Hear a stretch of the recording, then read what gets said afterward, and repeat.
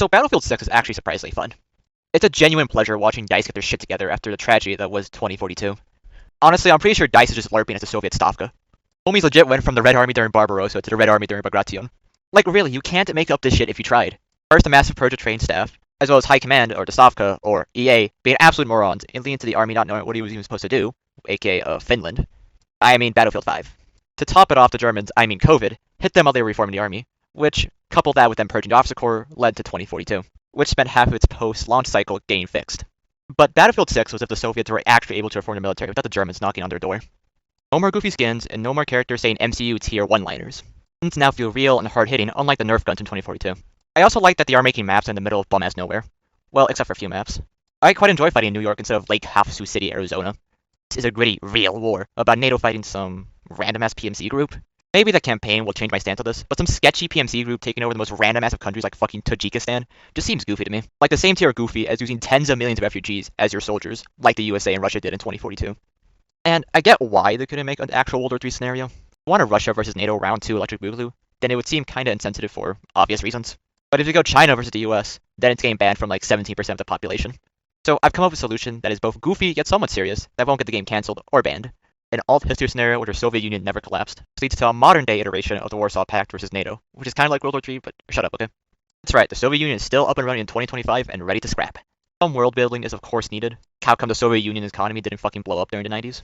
But it would sidestep the whole modern political stuff. Russians attacking Western Europe? Oh no, silly, it's the Warsaw Pact and Soviet armies crossing the Fulda Gap to liberate the West from capitalism. Come on. But also allowed DICE to go into super jingoistic nationalistic fervor like they did in Battlefield 1. Also, it's been around 3.5 decades since the Soviet Union collapsed. I don't think half the player base would even know what a Soviet Onion is. Instead of NATO versus rip-off Atlas from Advanced Warfare talking about, I don't fucking know, how Pax Armada wants to activate the Giza mass autism array or something, Warsaw Pact forces talk about how backwards the West is. They would say shit like, Western degeneracy is crumbling like a straw house when presented with a superior form of government that is communism. Got the Red Star arise over a broken NATO, while NATO guys talk about how democracy will reign over Europe. Oh, it's only a matter of time before communism's inevitable fall. And people will sing freedom once the battle is over. I want the LARPing to be so thick you would drown in it. I think the gear would also be cooler. Instead of Pax Armada looking like airsoft LARPers, they would actually, have flair to them. But both sides get their goofy-ass Cold War projects that never got off the ground. For example, the Soviets could get their MiG 1.44, which is a real jet, it just never entered service because, no bread after the collapse. Soviets could also get access to the Object 195, which is what the Armada could have been, or the Object 299, which looks like one of my failed sprocket tank designs. The Americans could get access to the entire stockpile that is DARPA. But for the sake of brevity, let's just copy the FCS, which is the future combat system they wanted in the 2000s, which means all their vehicles must be box.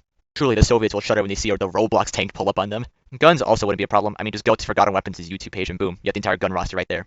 This scenario is mostly because I really like For All Mankind. So why not go into the goofy space weapons too? Have a squad call and be the fucking Buran or Space Shuttle 2 launching a missile from space. Impractical will never ever be used in this matter? Yes. Cool. Absolutely. As for the uniforms, we could just copy and paste Ratnik and UCP. But of course, add some minor adjustments.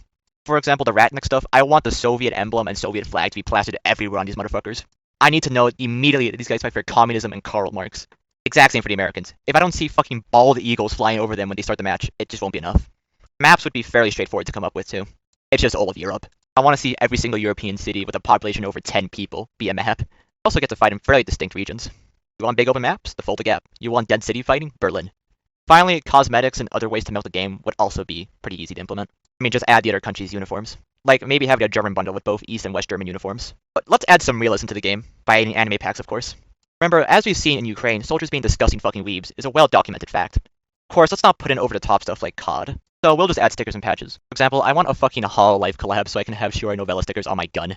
Also, of course, having a tactical body pillow on the back of your tank, which is realistic and factual. Also add faction-specific anime girls, like a stereotypical KGB agent for the Soviets, and that American girl from Grozny Panzer. Patches would of course never be brought up or mentioned.